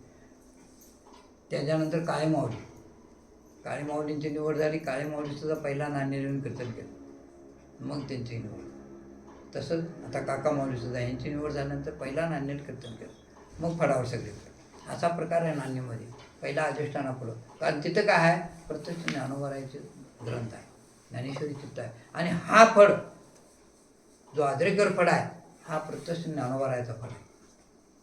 नंतर बाबासाहेब हा जो फड आहे हा ज्ञानोबारायचा आहे, म्हणून ह्या फडाला जास्त मान्यता आहे. आणि ज्ञानोबारायच्या पुढं कीर्तन करायचं म्हणून अधिष्ठान पुढं त्याला प्रमाण आहे. असो, मग त्या पद्धतीनं निवड झाली दादासाहेबांची. दादासाहेब रात्री झोपले, उद्या कीर्तन करायचं आहे. बेडकर माऊली सांगायचं उद्या कीर्तन उभा राहायचं आहे. आणि आज रात्री झोपल्यानंतर श्री गुरु बाबासाहेब रात्री 1 वाजता त्यांच्या स्वप्नामध्ये गेले. बाबासाहेब झेटवाला ताबूत स्वप्नामध्ये गेल्यानंतर अरे गोविंदा म्हणते उठ. दादासाहेबांचं नाव गोविंद आहे बरं काय. गोविंद म्हणण्यामध्ये दोन फायदा आहेत. एक भगवान श्रीकृष्णाचं नाव घेतल्यावर तिथं आहे, आणि एक श्री गुरु दादासाहेबांचं नाव घेतलं, त्यांचं नामस्मरण केलं तर काय बरं काय. अरे गोविंदा उठ त्यांनी म्हटलं म्हणून म्हणाले, मग आमचा अधिकार नाही तो. तर दादासाहेबांना उठलं बाबासाहेबांनी, चल म्हणजे माझ्या संगत. हाताला धरलं म्हणून हातात धरलं. आळंदीत आले एका रात्रीत. त्यांचं सामर्थ्य होतं बरं काय. एका रात्रीत आळंदीला आले. आळंदीला आल्यानंतर दारं सगळी आपाप उघडली, आत गेले. बाबासाहेब दादासाहेब आत गेले. आत गेल्यानंतर समाधीला साष्टांग दंडवत घातला. साष्टांग दंडवत घातल्यानं ज्ञानोबा आहे समाधीतनं वर आहे. समाधीतनं अरे बाबा काय आणलाय, काय आलंय, कुणाला घेऊन आला तुम्ही. तुमचं लेकरू आहे म्हणजे. आमचे बेडकर माऊली म्हणायचे बरं काय कीर्तनामध्ये, तुमचं लेकरू घेऊन आलोय. होय, मग ह्याच्यावर कृपा करा म्हणजे. फळाची गादी सांभाळायची आहे आणि ह्याच्यावर एवढं कृपा करा म्हटलं. तर प्रत्यक्ष ज्ञानोबारायने डोक्याला हात टाकलं. जा म्हणते, तुझं कार्य झालं, जा म्हणते. दुसऱ्या दिवशी त्या दिवशी स्वप्नात जाग झाली 2 वाजता रात्री. असा प्रकार झाला. नांदेडमध्ये झोपले ते दादासाहेब. हा स्वप्नदृष्टात सांगालो मी. जागे झाल्यानंतर सुभादेव म्हणून झोपतच ओरडा चालू केलं. कोण? दादासाहेब. सुभादेव आतल्या बाजूला झोपले. सुभादेवाला जाऊन गच्च धरलं, मिठी मारली. दादासाहेब काय झालं दादा, काय झालं. काय नाही म्हणते. बाबासाहेब माझ्या स्वप्नात आले. मग आळंदीला घेऊन गेले म्हणते. आळंदीला घेऊन गेलं, मला ज्ञानोबारायचं दर्शन घडलं म्हणते दादासाहेब. आणि ज्ञानोबारायने माझ्या मस्तकावर हात ठेवला. काय हरकत नाही म्हणते, उद्या कीर्तनला उभा राहा. सुभादेव काय सामर्थ्य. आणि त्याप्रमाणे दुसऱ्या दिवशी कीर्तनला उभा राहिले दादासाहेब. त्यावेळी दादासाहेबांना अभंग कुठला घ्यायचा, तो अभंग असं समोर दिसत अभंग. सिनेमाच्या पाट्या कसं येतात की नाही, ते अभंग दिसायला चालू झाला. काय सामर्थ्य असं. अभंग कुठला घ्यायचं ते सुद्धा तिथं लिहिलेलं होतं. त्या अभंगाला ओवी कुठली घ्यायची, कथा कुठली घ्यायची, तुकोबारायचं चरण कुठलं घ्यायचं, हे आपाप त्या सिनेमाच्या पाट्या कसं येतात तसं ते वाचून सांगत होते मला दादासाहेब कीर्तन. काय सामर्थ्य असेल. हे आजरेकर फळाचं वैशिष्ट्य आहे. आजरेकर म्हणजे सामान्य नाही, ज्ञानोबारायचा फळ आहे. आणि ज्ञानोबाराय कोण आहे ते तुम्हाला माहीत झालं. ते ज्ञान हृदयीचे माझे ज्ञानोबाराय प्रत्यक्ष भगवान श्रीकृष्णाचा अवतार आहे. संताचा महिमा वर्णावातो किती, अलक्ष्य मूर्ती ज्ञानोबातो. अर्जुना संकट पडता जडभारी, गीता सांगे हरी कुरुक्षेत्री. तोची अवतार धरला अलंकापुरी. ज्ञानदेव सुंदरी तारावया. नाथांचा अभंग आहे. तोच अवतार आहे. कोण? भगवान. ज्यांनी गीता सांगितली तेच ज्ञानोबा आहेत.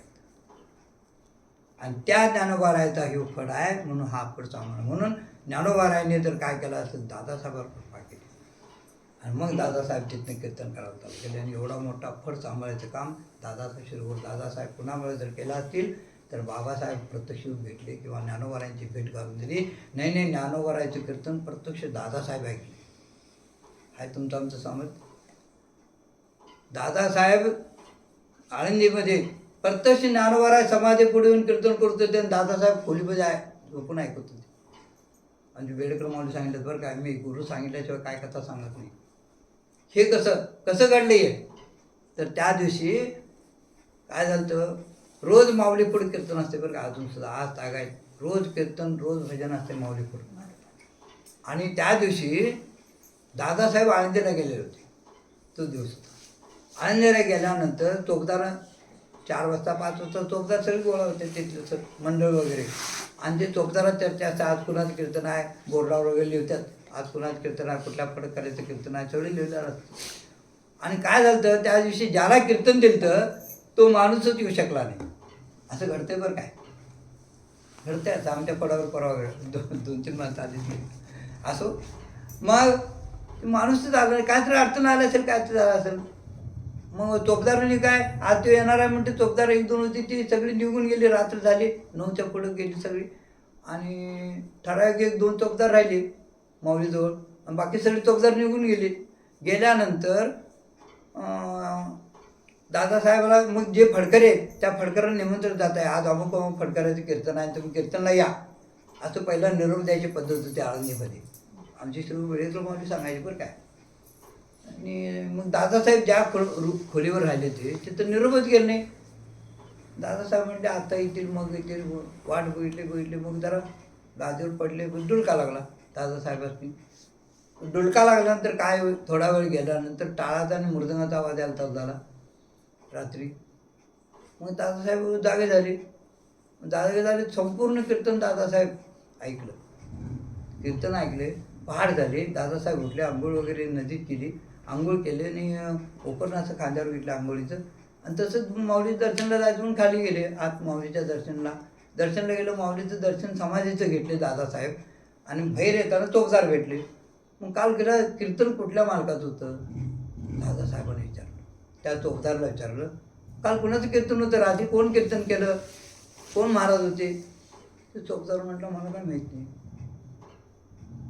मग ते रात्री कोण होता ड्युटीवर, त्याला बोलवलं. त्याला विचारलं रात्री कीर्तन कोणाचं होतं. रात्री कीर्तन नव्हतं म्हटला तो. दादासाहेब म्हटले कीर्तन नव्हतं असं कसं म्हणतोस म्हटले. मी कीर्तन माझ्या कानाला ऐकलं म्हटले आणि तू कीर्तन नाही कसं म्हणतोस. रात्री कीर्तन होतं म्हटले दादासाहेब. असं म्हटल्यानंतर तो चोपदार म्हटला ते कीर्तन ऐकण्याचं सामर्थ्य आमचं नाही म्हटला.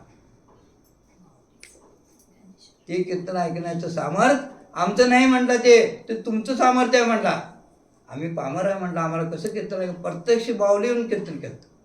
खरं खंड पडून दिला नाही माऊलीनं.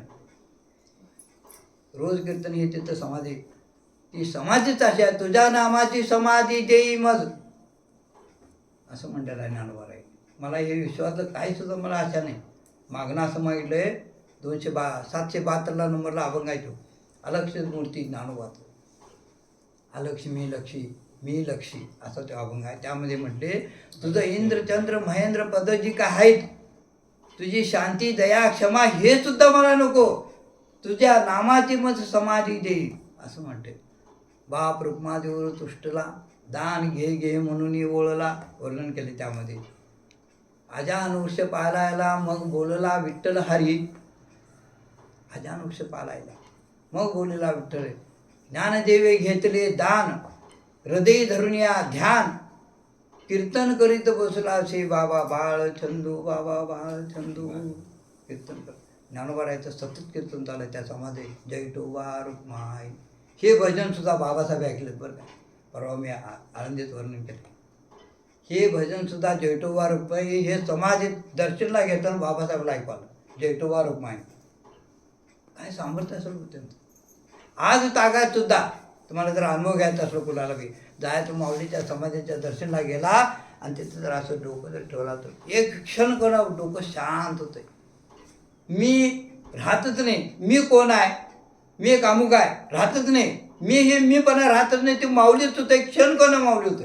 बघा तुम्ही अनुभव करी ती तात्काळ आपुल्या सारिके नाही काळ सगळ्याचा उद्धार तात्काळ करतात बरं काय. त्याचं पाप पुण्य काय, त्या समाधीवर जर डोकं ठेवलं आपल्यासारखं कळतं. ते जसं समाधान आहे शांत आहे तसं ती समाधी आहे. ही चालती बोलती समाज आहे म्हणतात. आमचे बेडेकर माऊली म्हणते, माझ्या मनीची आवडी पंढरपुराने गोडी, पांडुरंगी मन रंगले, गोविंदाचे गुण विधिले. मनीची आवडी.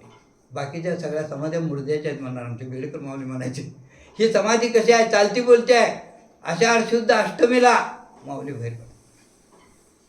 वद्य अष्टमीला, आषाढ शुद्ध वद्य अष्टमीला माऊली बरोबर बाहेर पडतात. हेच कोणाच चांगलं आहे असो. असा जो काय फड आहे असा मग बाबा दादासाहेबाकडनं नामदेवांच्याकडं नानासाहेबाकडं आलं ते ज्ञान. नानासाहेबांच्याकडनं नामदेवांनाकडं आलं. नामदेवांनाकडनं श्री काकासाहेबांच्याकडं आलं. काकासाहेबांच्याकडनं भुरे माऊलीनं आला. भुरे माऊलींच्याकडनं काळे माऊली बेडेकर माऊलीला, आणि बेडेकर माऊलीच्याकडनं काळे माऊलीला, आणि काळे माऊलीकडनं आता काका माऊलीच्याकडं जे ज्ञान आहे. आणि हे ज्ञान असा आदरेकर संप्रदाय हा एक तयार झाला. हा संप्रदाय कुठला आहे?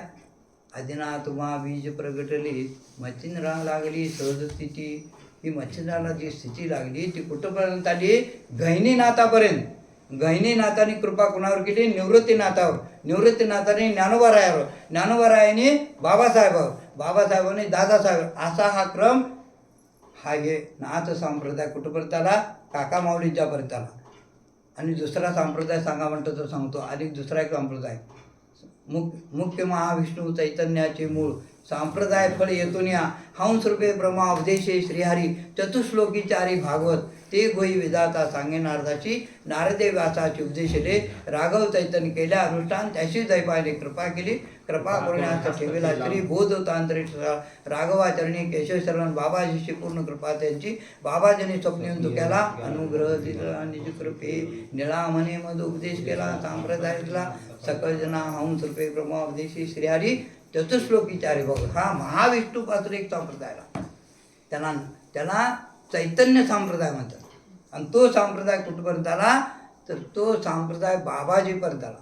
सत्यगुरु राये कृपा मज केली, परी नाही घडली सेवा काही, सापडिले वाटे जाता गंगे स्नाना, मस्तकी तो दाना ठेवेला कर. तो संप्रदाय कुठपर्यंत आला? तुकोबारायपर्यंत. बाबाजी चैतन्याने तुकोबारायचे श्रीगुरु कोण? बाबाजी चैतन्य. बाबाजी म्हटले म्हणजे आमचे बेडेकर काय माऊली काय म्हणायचे? बाबाजी म्हणजे जी तेवढा काढायचा, राहिलं काय बाबा. मग हे बाबा कोण? विटेवर असणारा बाबा. विटेवर असणारा बाबा प्रत्यक्ष गुरु श्रीगुरूच्या रूपानं तुकोबारायांना भेटले आणि कपाळावर हात ठेवला. कवा ठेवला? सापडलेली वाटे जाता गंगे. कुठल्या गंगेच्या स्नानाला चालले ते? ही गंगा नव. गीता गंगा प्रगटली जगा किंवा पांडुरंगे पांडुरंगे माझे गंगे माऊले. ह्या भजनात होती ती, ह्या गंगेत होती.